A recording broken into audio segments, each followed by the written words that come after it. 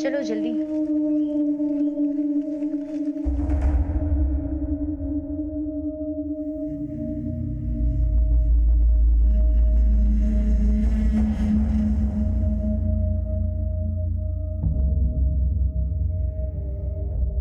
चलो जरा जल्दी चलो, बहुत देर। अरे दीदी संभाल के, और थोड़ा जल्दी जल्दी चलो। आपको पता है ना, शाम को ये रास्ता बहुत खतरनाक हो जाता है।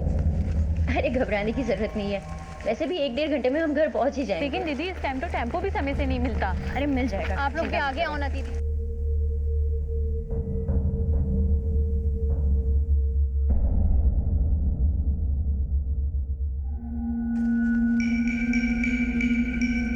बस आ गए बस स्टॉप पे। हाँ बस आ ही गए हैं।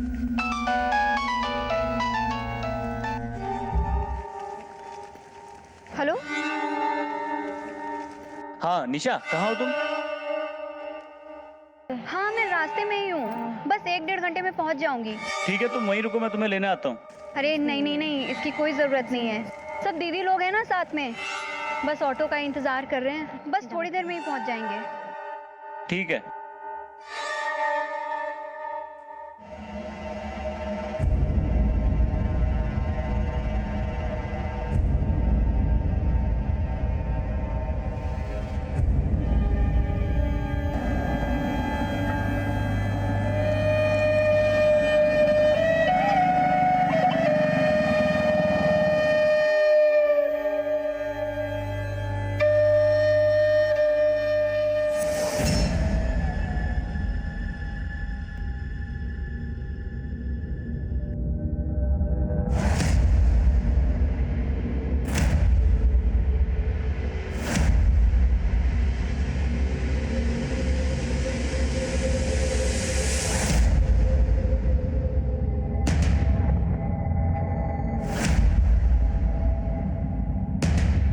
दीदी अरे वो आ गई।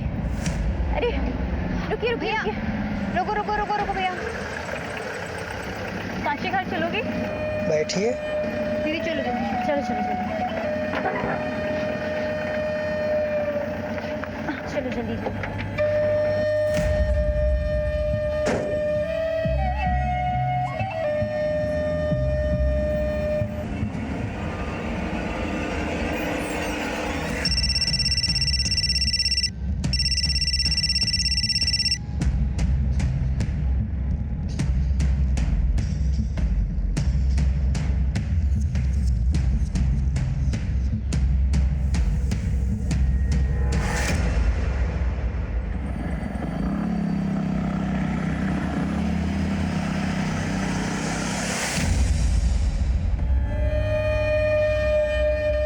फाइनली टेम्पो मिल गया दीदी। दीदी हमें कल ऑफिस में जाकर इसकी रिपोर्ट करनी होगी। हाँ बिल्कुल, चाहे कोई कुछ भी करे, हमें अपनी जिम्मेदारी निभानी है। क्या आपको लगता है इस मामले में पुलिस हमारी बात सुनेगी? क्यों नहीं सुनेगी, हम जाकर पुलिस में कंप्लेन करेंगे।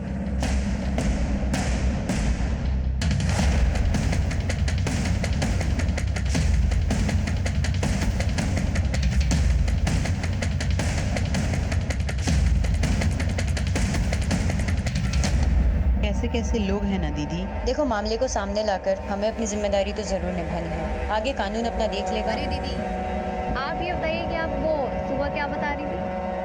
सुबह किस बारे में? कुछ प्यार के बारे में था शायद।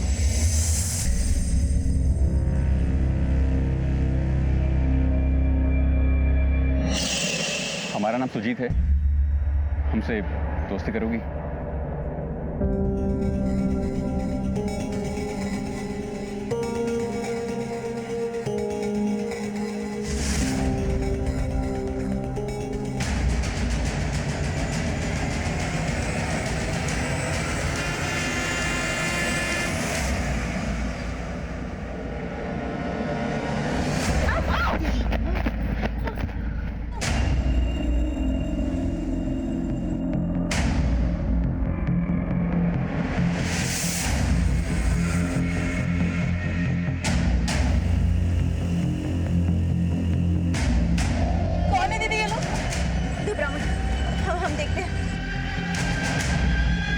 हो सकता है, फिलहाल ये बॉडीज पोस्टमार्टम के लिए भेजो। सर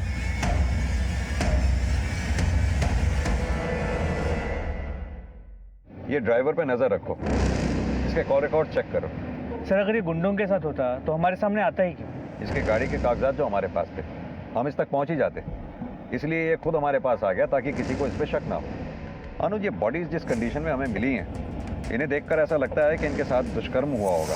खैर, जो भी हो, पोस्टमार्टम की रिपोर्ट आने के बाद तो पता चली जाएगा। सर क्या ये हो सकता है कि किसी ने एनजीओ से अपना बदला इन औरतों से निकाला हो? बिल्कुल हो सकता है, लेकिन सवाल ये होता है कि ये लड़कियां किस काम से मझगांव में आई थी। ये एनजीओ से सारी लड़कियों की डिटेल्स ले लो, लड़कियों के घर वालों को भी इन्फॉर्म कर दो, और चौथी लड़की जो मिसिंग है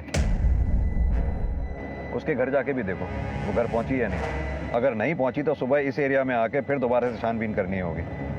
हो सकता है वो डर के हमारे जंगल में छुपी हो। जी सर।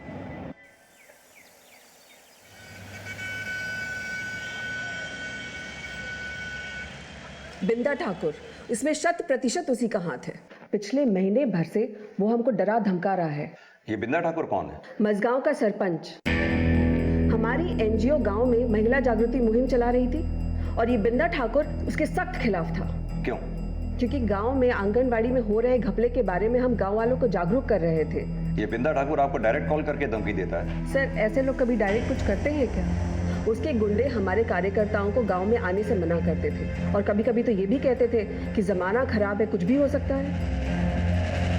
अच्छा, एक बात बताइए, आपके एनजीओ में जो लड़कियां काम करती थी, इनका आपस में रिश्ता कैसा था? अच्छा था, बल्कि बहुत अच्छा था, बिल्कुल बहनों की तरह। पर आप ऐसे क्यों पूछ रहे हैं सर? क्योंकि उन 4 लड़कियों में से 3 की हत्या हुई है और एक लड़की जिसका नाम निशा था वो बचकर निकल गई। ये बात हमें खटक रही है। एक काम कीजिए, उन 4 के नंबर और एड्रेस इस पे लिख दीजिए, और उस बिंदा ठाकुर का भी। अनुज, इन 4 लड़कियों के मोबाइल सर्वेलेंस पे डालो ताकि अगर किसी का भी फोन ऑन हो तो पता चल जाए। चौथी लड़की कहाँ थी? क्या उसकी भी हत्या हो गई थी, या वो मौका वारदात से जान बचाकर भाग निकली थी, या इस वारदात को अंजाम देने में उसका कोई लेना देना था? मुश्किलों के पहाड़ सामने खड़े थे और पुलिस की राह उन्हीं रास्तों से गुजरने वाली थी।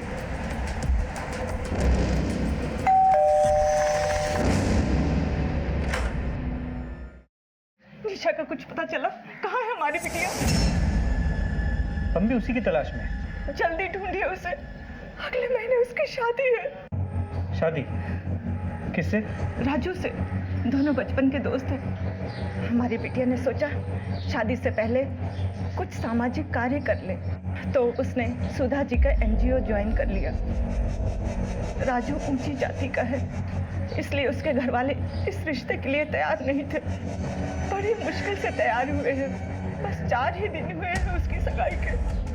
अगर राजू के घर वालों को पता चलेगा कि हमारी बिटिया रात भर घर नहीं आई तो पता नहीं क्या क्या लांछन लगाएंगे उस पर।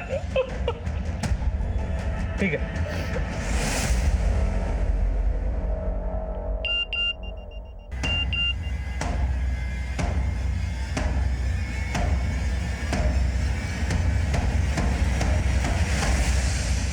सर, कल रात तो सिर्फ हमें शक था, लेकिन अब हमारा शक यकीन में बदल गया है कि जिस लड़की की पहचान कल संगीता के नाम से हुई थी, 8 साल पहले उसका ये वीडियो वायरल हुआ था। जो लोग भी ये वीडियो देख रहे हैं, हमारी मदद कीजिए।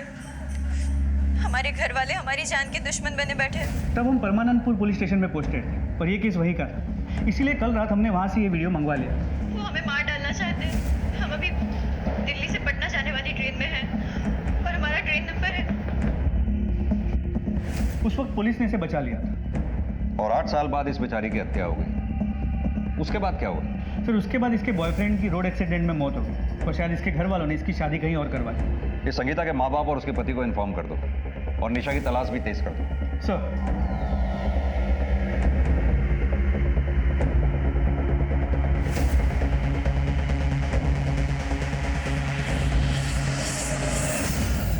सर, हमने चारों तरफ निशा को ढूंढने की बहुत कोशिश की, लेकिन वो कहीं भी नहीं मिली। तो बहुत मुमकिन है कि गुंडे उसे उठा कर ही ले गए और कहीं बंद करके रखा। अनुज, अपने सभी मुखबिरों से इलाके के ऐसे तमाम एंटी सोशल एलिमेंट्स के बारे में पता लगाने को कहो जो उस रात वारदात की जगह के आसपास देखे गए हों। खासतौर से बिंदा ठाकुर के आदमियों को भी, क्योंकि फिलहाल तो शक की सुई बिंदा ठाकुर के आसपास ही घूम रही है, लेकिन उस पर हाथ डालने से पहले पुख्ता सबूत चाहिए हों। जी सर।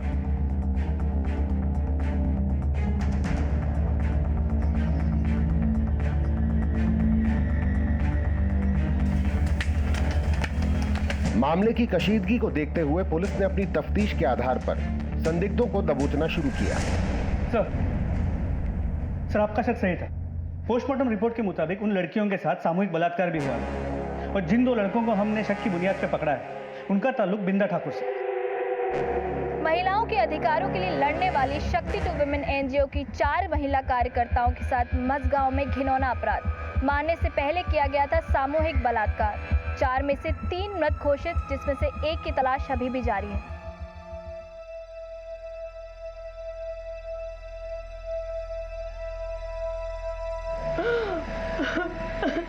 पता नहीं जीजा जी कहाँ रह गए, फोन ही नहीं मिल रहा उनका।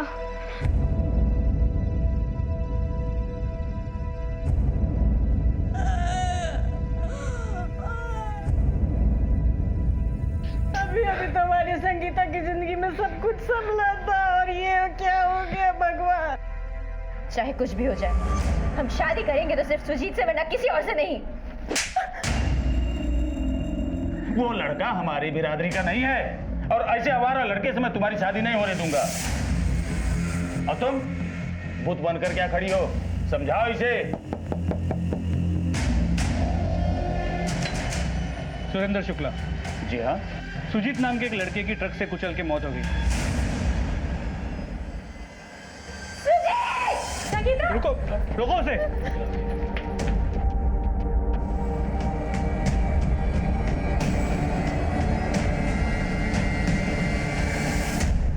लाश की हालत काफी खराब है, थोड़ा संभाल के देखिएगा।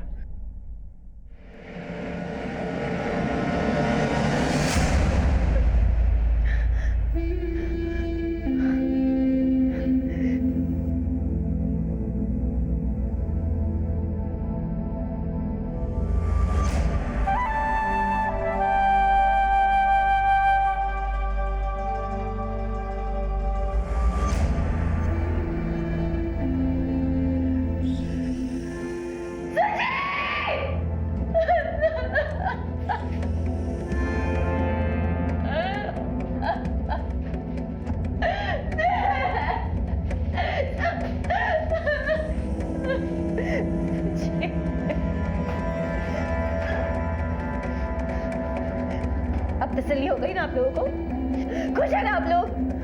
एक काम करना, जब हम मर जाएंगे ना तभी इतने खुश होना।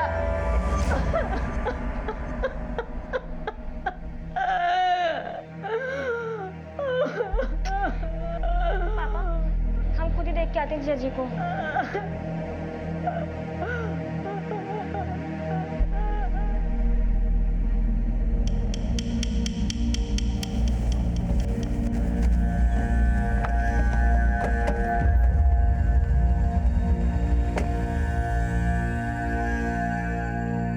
इंस्पेक्टर साहब बैठो। बिंदा ठाकुर, शक्ति टू वुमेन नाम के एनजीओ के कार्यकर्ताओं के ऊपर जानलेवा हमला हुआ है। बलात्कार भी हुआ था, समाचार में देखा है। बहुत दुख हो। वो चारों कार्यकर्ता परसों गांव में ही आई थी आपके। सुना है आप उन्हें धमकियां भी दिया करते थे। कैसी बातें कर रहे हैं इंस्पेक्टर? अबला नारी को मैं नहीं धमकाता। हाँ, कोई मर्द होता तो बात अलग है। वैसे आप लोग सबूत या गवाह लाए हो या ऐसे ही हवा में पतंग उड़ा रहे हो? गवाह और सबूत भी हम निकाल लेंगे। ये बताइए कि उस दिन गांव में हुआ क्या था? होना क्या था, ज्ञान देने आई थी तो मैंने ही थोड़ा सा ज्ञान दे दिया उन्हें। हमारी योजनाओं से आपको हर वो सहायता मिलेगी जो बिंदा ठाकुर आपको नहीं देते हैं। सरकार ने ऐसी एक नहीं, ढेरों योजनाएं बनाई है बच्चों और महिलाओं के लिए। अगर आंगनवाड़ी में आपको इनमें से कोई भी सुविधा नहीं मिलती है तो आपको उसकी शिकायत करनी चाहिए। जैसे ये क्या हो रहा है यहाँ? क्या है ये सब? तुम लोग इनकी बातें क्यों सुनते हो? मैं गांव का सरपंच हूँ। अगर तुम लोगों को कोई परेशानी है, कोई शिकायत है, तो हम आपस में बात कर सकते हैं ना? बातें तो आप बहुत कर चुके हैं सरपंच जी, लेकिन अब हम काम करके दिखाएंगे, बातें नहीं। देवी जी, आपको जो करना है करो, लेकिन हमारे गांव की शांति भंग मत करो। चलो अपना अपना काम करो। चलो चलो। अरे आप रुकिए, आप लोग इनकी बात मत सुनिए। रुकिए आप लोग, अरे रुक जाइए।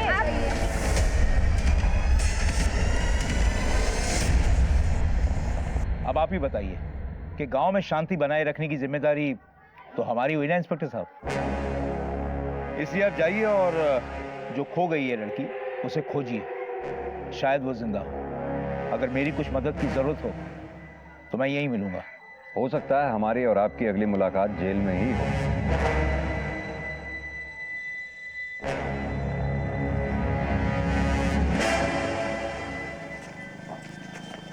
इस पे नजर रखो।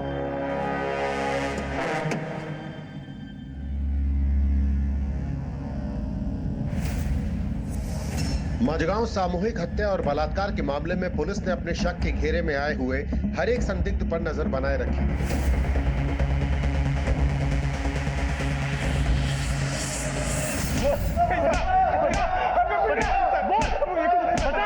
हमको कुछ नहीं पता साहब, हमको कुछ नहीं पता सर, मेरा इसमें कोई हाथ नहीं है साहब। सर बिंदा ठाकुर के गुंडे तो मुंह ही नहीं खोले, वहाँ टेम्पो ड्राइवर के कॉल रिकॉर्ड या निगरानी से भी कुछ हाथ नहीं लगा। सर हमने चारों लड़कियों की कॉल रिकॉर्ड चेक की, राधा और शामली के कॉल रिकॉर्ड में ऐसा कुछ खास नहीं मिला। निशा के कॉल रिकॉर्ड चेक करो, पता करो क्या उसकी बिंदा ठाकुर से बात हुई थी। निशा के कॉल रिकॉर्ड में बिंदा ठाकुर का नंबर नहीं है, लेकिन निशा की आखिरी बार बात उसके मंगेतर राजू से हुई थी। कुछ अच्छा होता। दरअसल इन दिनों हम लोगों के बीच में कुछ अनबन चल रही थी। श्रीकांत, हम अब आपके साथ और नहीं रह सकते। हमने बहुत कोशिश की ये रिश्ता निभाने की, लेकिन हम कब तक ढोंग करते रहे। 1 महीने पहले तो सब कुछ ठीक था, लेकिन पिछले 1 महीने से देख रहा हूँ कि तुम अचानक बदल गई हो। ठीक है, अभी आप जा सकते हैं।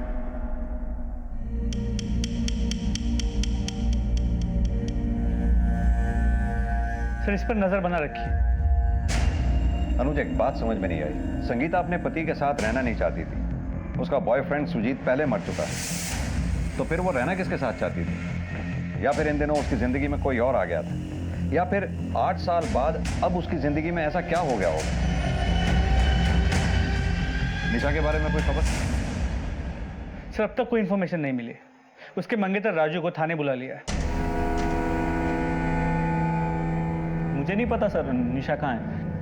निशा तुम्हारी मंगेतर है और अभी तक तुमने थाने आकर निशा के बारे में पता करने की कोशिश भी नहीं की। क्यों?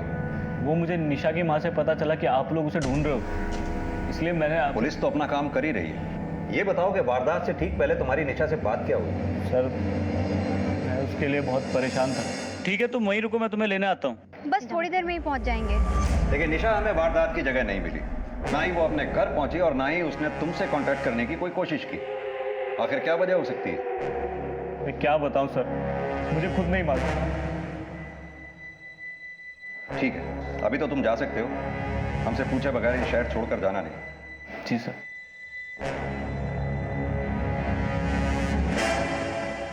लड़का कुछ ज्यादा ही सीधा लग रहा है, निगरानी रखो इस पर।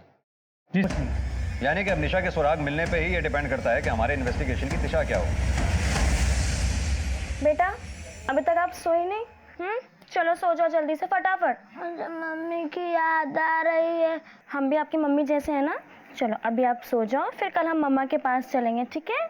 चलो गुड बॉय, सो जाओ आराम से। हाँ, गुड नाइट, बाय।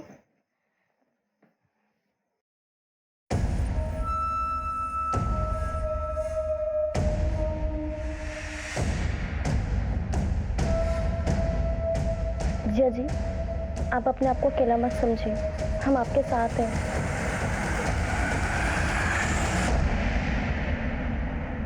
तो संगीता के कॉल रिकॉर्ड्स में ये कई ऐसे नंबर हैं जो सिर्फ 4 से 5 दिन या 1 सप्ताह इस्तेमाल करके बंद कर दिए गए, और ये सभी नंबर्स किसी सिद्धार्थ वर्मा के फेक आईडी पे रजिस्टर्ड है। अनुज, पता करो ये सिद्धार्थ वर्मा के नंबर्स बाकी 3 लड़कियों के कॉल रिकॉर्ड्स में भी हैं क्या?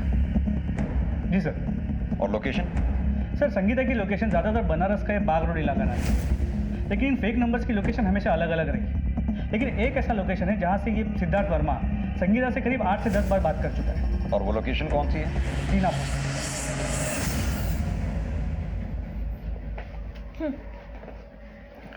Thank you. सुनिए, इस बार आप फिर से 5-6 दिन बाद आएंगे? नहीं, जल्दी आ जाऊंगा। तुम्हें कुछ ज़रूरत होगी तो बताना, मैं वहीं से अरेंज कर दूंगा। लेकिन कोशिश कीजिएगा कि जल्दी आ जाए।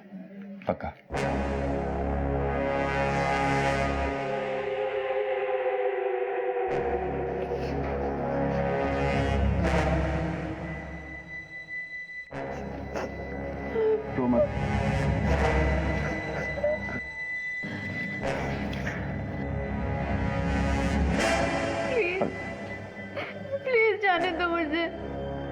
पागल हो गई है क्या? कितना रिस्क उठा के लाया तुझे पता है?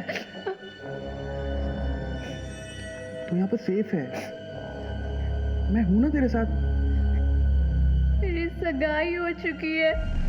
और सुहागरात कितनी बार तो बना चुकी है मेरे साथ।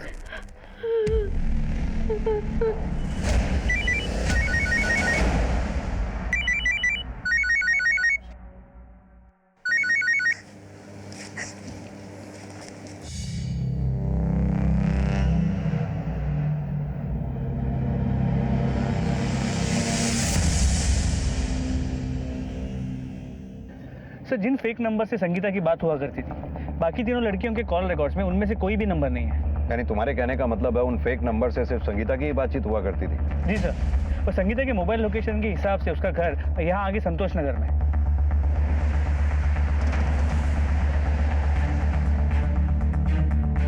जरा बात सुनो, इस लड़की का नाम संगीता है, जानते हुए कहाँ रहती है?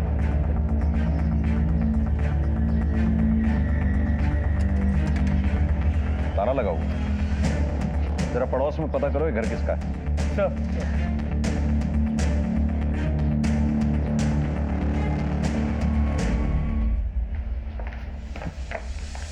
सर, ये घर इनका है। हाँ सर, किराए पे दे रखी है। कौन रहता है यहाँ? एक संगीता नाम की लड़की है। अकेली रहती है या किसी के साथ रहती है? सर, ज्यादातर वो अकेली रहती है, उसका पति कभी कभार आता है। क्या ये है वो आदमी? पता नहीं सर, मेरी एग्रीमेंट की सारी बातें संगीता से हुई थी। एग्रीमेंट लाइए। जी सर। संगीता अपने पति के साथ रहती थी? कैसे हो सकता है? उसने मैं बताया नहीं। जी सर। ये एग्रीमेंट तो श्रीकांत के नाम पे, वो भी 1 महीना पहले हुआ। तुम पहचानते हो इस आदमी को? उसको मेरा बेटा जानता है। आपका बेटा कहाँ पर? काम के सिलसिले में अजमेर गया था। तो जैसे ही अजमेर से वापस आए उसे थाने लेके आना। हमें उस आदमी का स्केच बनवाना है जो यहाँ आया जाया करता है। जी सर, अभी के लिए हम ये ले जा रहे हैं। जी सर। अनुज, श्रीकांत ने हमें कहा था कि उसकी अपनी बीवी से अनबन चल रही थी, लेकिन यहाँ एग्रीमेंट श्रीकांत के नाम पे हुआ है जहाँ संगीता रहती थी। कहीं ऐसा तो नहीं है वकील श्रीकांत हमारे साथ कोई दांव-पेच खेल रहा है? घर जल्दी आइएगा, हम पहना देते हैं। रहने दीजिए, हम कर लेंगे।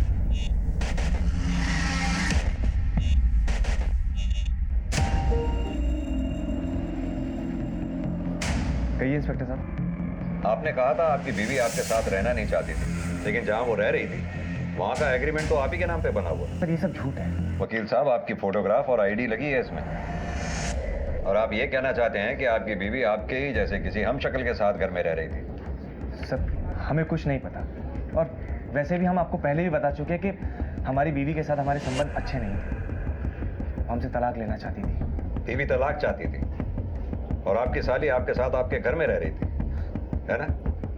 क्या मतलब सर? मतलब ये कि अपनी साली के चक्कर में आपने अपनी बीवी को अपने रास्ते से हटा दिया और अब हमें गुमराह कर रहे हैं। सर, ये सब क्या बकवास कर रहे हैं आप? वकील साहब, चौकन्ने रहिए।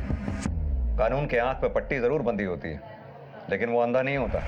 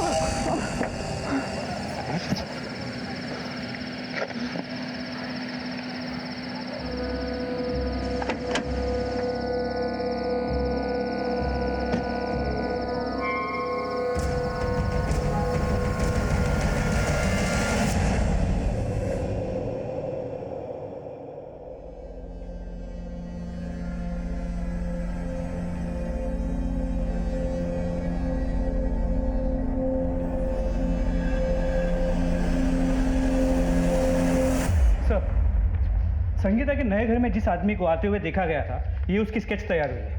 ये स्केच हमने मकान मालिक के बेटे की मदद से तैयार किया है। अनुज, अगर दाढ़ी श्रीकांत के लगा दी जाए तो क्या वो इस आदमी जैसा दिखेगा? नहीं, यह आदमी तो कोई और ही है। तुम ठीक तो हो?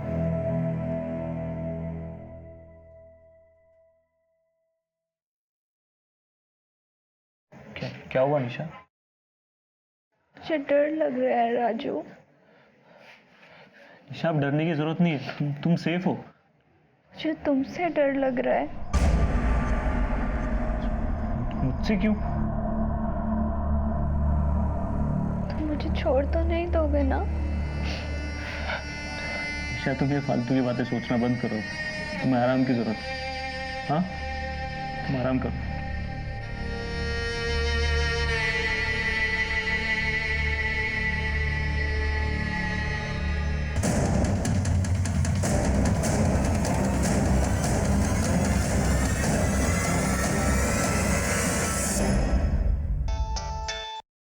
हाँ यादव, बोलो। सर, निशा का पता चल गया है, वो हॉस्पिटल में। निशा? निशा, हमें तुम्हारा बयान चाहिए होगा। जो कुछ भी तुम्हारे साथ हुआ हमें शुरू से बताओ। सर, हम लोग टेम्पो से बनारस वापस लौट रहे थे। वहां पर सिर्फ कुछ गुंडे आए और हमें चारों तरफ से घेर लिया और टेम्पो के ड्राइवर को भी वहां से भगा दिया उन लोगों ने। लड़की को लेकर अंदर चलो। दीदी, चल। दीदी, हम लोग तुम लोगों को चाहते। बांध दो इन सबके हाथ में। जाने दो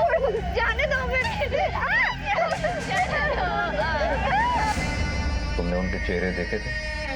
सर, उन सबके चेहरे ढके हुए थे और सर जब उनमें से एक राधा के साथ जबरदस्ती कर रहा था तो राधा ने उसका नकाब खींच लिया और सर फिर उसने राधा को मार दिया। अबे, किसको मार क्यों दिया? किसने मेरा चेहरा देख लिया था बे? सबको मारना, किसी को मत छोड़ना। तो फिर उन्होंने तुम्हें कैसे छोड़ दिया? मार। इसको नहीं। क्या बोला? ये मुझे पसंद है। पागल हो गया क्या? अगर ये जिंदा रहेगी ना तुझे अंदर करवा देगी, समझो? भाई, बात की बाद में देखी जाएगी, मगर ये मुझे पसंद है। भाई, घर में बांध के रखना, मैं भी आऊंगा कभी कभी।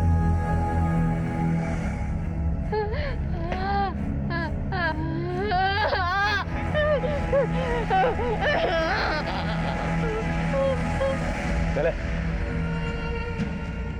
उसने तुम्हें कहाँ छुपा रखा था? छितौना की कोठरी में छिपाया था। एक बात बताओ, वो गुंडे किसी का नाम ले रहे थे? जैसे बिंदा ठाकुर, श्रीकांत, सिद्धार्थ?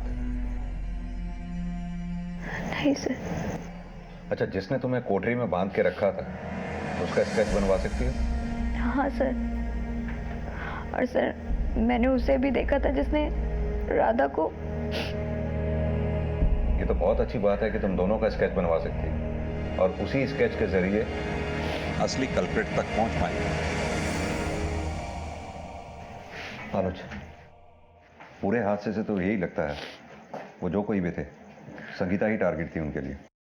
वो संगीता की जिंदगी को नुकसान पहुंचाना चाहती थी। बाकी लड़कियां इसलिए मारी गईं क्योंकि उन्होंने उनमें से किसी एक गुंडे का चेहरा देख लिया था। ऐसा कौन हो सकता है जो संगीता की जिंदगी लेना चाहता? कुल मिलाकर ये पूरा हादसा संगीता की जिंदगी से जुड़ा हुआ है। निशा, क्या कभी संगीता ने अपनी जिंदगी के बारे में तुमसे कुछ कहा था? नहीं सर, पर सर दीदी एक महीने से बहुत खुश थी। कह रही थी कि उन्हें उनका प्यार मिल गया है। प्यार? संगीता ने किसी का नाम बताया? निशा के पुलिस को दिए बयान के बाद इतना साफ हो गया था कि अपराधियों का मकसद संगीता को ही टारगेट करना था और उसी के आधार पर पुलिस ने अपनी सूझबूझ से इस केस के सिरे को पकड़ लिया। उनकी मुहिम इतनी खुफिया थी कि खुद उनके मातहत काम करने वालों को भी इसकी कोई भनक नहीं थी, लेकिन अब उनकी मेहनत का फल मिलने का वक्त आ गया था।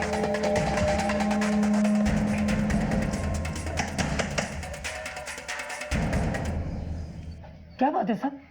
आपका बेटा कहाँ है? आप ऐसे कुछ नहीं बताएंगे। यादव, इन्हें थाने लेकर चलो, वहीं बात करेंगे इनसे। साहब बात क्या वो तो बताइए साहब। आप ऐसा नहीं कर सकते साहब मेरे साथ। हम बहुत कुछ कर सकते हैं। आपकी उम्र का लिहाज कर रहे हैं हम। बैठाओ इन्हें गाड़ी में। साहब गलती क्या है मेरी? साहब ये हो क्या रहा साहब? सीधी तरह से बताइए, आपका बेटा है कहाँ पर? अब ये मत कहिएगा कि बेटा मर चुका है। साहब मुझे कुछ समझ में नहीं आ रहा साहब। आप बस इतना समझ लीजिए कि जब पुलिस आपके पास पहुंच सकती है तो थोड़ी मेहनत करने पे आपके बेटे के पास भी पहुंच सकती है। बेहतर होगा हमारा काम आसान कर दें।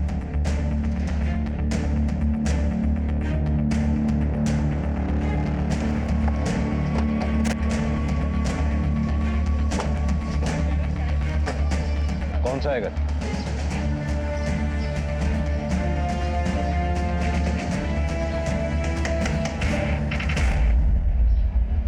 आपके पति घर पे हैं?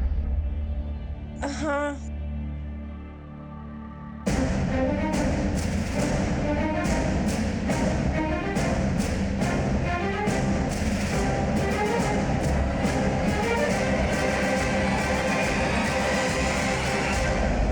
8 साल पहले जो आदमी मर चुका था उसका पुनर्जन्म देखकर बहुत अच्छा लगा। सिद्धार्थ वर्मा और सुजीत।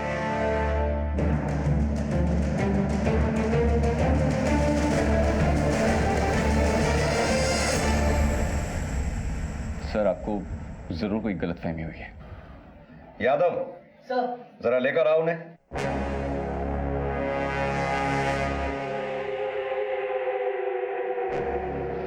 पापा।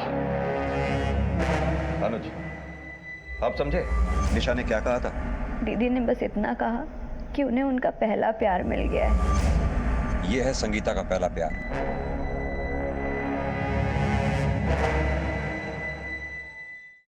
भाई हमें तेरी कहानी एकदम शुरू से सुननी है। तू 8 साल पहले मर गया था ना, फिर दोबारा जिंदा कैसे हो गया?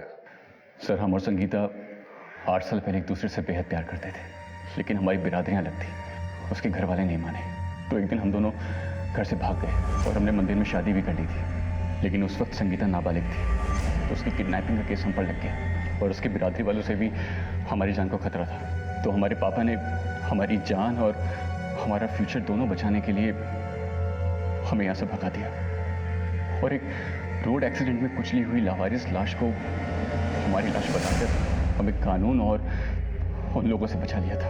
और मैंने उस लावारिस डेड बॉडी पे सेम अपने जैसा टैटू भी बना दिया था। तो तूने संगीता और एनजीओ की बाकी लड़कियों की हत्या और बलात्कार क्यों करवाया? सर हम तो अपनी दूसरी जिंदगी में बेहद खुश थे। सर हमने तो शादी भी कर ली थी, बैंक में अच्छी नौकरी भी लग गई थी, लेकिन फिर जब हमारा ट्रांसफर दिल्ली से यहाँ बनारस होने लगा तो अपना चेहरा छुपाने के लिए हमने दाढ़ी मूंछ रखना शुरू कर दिया ताकि कोई हमें पहचान न सके। फिर एक दिन बाजार में संगीता ने हमें पहचान लिया।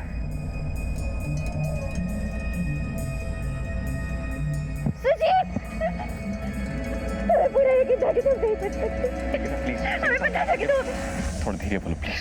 हम सब हमें जानते हैं, लेकिन वो चुप ही नहीं हो रही थी, तो उसे लेकर मैं अपने दोस्त के यहाँ चला। तुम्हारी मौत की खबर के बाद हम जिंदगी से हार गए थे। मेरे माँ बाप ने जहाँ मेरी शादी करवाई, मैंने उसी को अपनी किस्मत मान ली। लेकिन अब ऐसा नहीं होगा। अब हम तुम्हारे साथ ही रहेंगे, उस घर में वापस नहीं जाएंगे। और वैसे भी हमारी शादी तो आज से 8 साल पहले ही हो चुकी थी ना। संगीता, वो हमारा बचपना था, लेकिन अब हालात बदल गए हैं ना। जब हम नहीं बदले, तुम नहीं बदले, तो हालात कैसे बदल गए? वो अब हमसे रोज मिलने की जिद करने लगी, पर रोज रोज तो किसी दोस्त के यहाँ पर नहीं मिल सकते थे, इसलिए हमने एक कमरा किराए पे ले लिया। संगीता ने अपने पति श्रीकांत के नाम से एग्रीमेंट बनवा लिया था, लेकिन फिर वो हमसे शादी की जिद करने लगी। तो तूने उसे बताया क्यों नहीं कि तू शादीशुदा है? बताया था सर, लेकिन उसे कोई फर्क ही नहीं पड़ा। हम एक काम करते हैं, हम हमारे पति से तलाक ले लेते हैं और आप अपनी पत्नी से तलाक ले लीजिए। फिर हम दोनों साथ में कहीं दूर जाकर घर बसाएंगे। और एक दिन फाइनली वो अपने पति को छोड़कर हमारे पास आ गई। उसने हमें बताया कि वो अपने पति को तलाक के बारे में बोलकर रही है, लेकिन हम अपनी पत्नी को नहीं छोड़ना चाहते थे, इसलिए एक एक दिन करके हम उसे टालते रहे। फिर एक दिन उसने हमें बिंदा ठाकुर के बारे में बताया। बिंदा ठाकुर खुद को लोगों का बहुत बड़ा हमदर्द दिखाता है, पर जब हमने उसके काले करतूतों पर से पर्दाफाश करने की कोशिश की तो उसने अपने लोगों के जरिए हमें जान से मारने की धमकी देनी शुरू कर दी।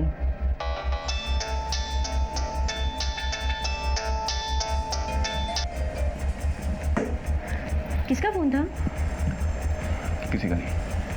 तुम्हारी बीवी का फोन था ना? तुमने उसे अब तक हमारे बारे में नहीं बताया। एक काम करते हैं, हम ही उसे बता देते हैं। संगीता प्लीज। उस दिन हम सच में बहुत डर गए। हमें लगा अगर किसी दिन अगर संगीता ने हमारी पत्नी को सब कुछ बता दिया तो हम तो बर्बाद हो जाएंगे, हमारे सारे पुराने राज खुल जाएंगे। हम 2 कश्तियों पर सवारी नहीं कर सकते थे। तब हमें बिंदा ठाकुर की धमकी याद आई। हमने सोचा कि अगर कुछ लोग संगीता पर हमला कर दें तो हमें संगीता से छुटकारा भी मिल जाएगा और वो इल्जाम बिंदा ठाकुर पे जाएगा। ये संगीता है, इसका बलात्कार करना है। पर ऐसा नहीं लगना चाहिए कि तुम सिर्फ इसी का रेप करने के लिए गए हो। हर लड़की का रेप होना चाहिए। काम हो जाएगा। हमें लगा अगर उसकी इज्जत ही लूट जाएगी तो वो शर्म से खुद ही आत्महत्या कर लेगी। हमारा उसे मरवाने का कोई इरादा नहीं था सर, लेकिन हमने जो कुछ भी किया वो सिर्फ अपने परिवार को बचाने के लिए किया सर।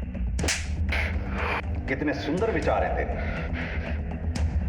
अगर अपने परिवार को बचाने का इतना ही ख्याल होता तो दोबारा संगीता से मिलता ही नहीं, और अगर मिलता भी तो संगीता को अपनी शादी बचाने की सलाह देता, पर तू तो उसका फायदा उठाना चाहता था।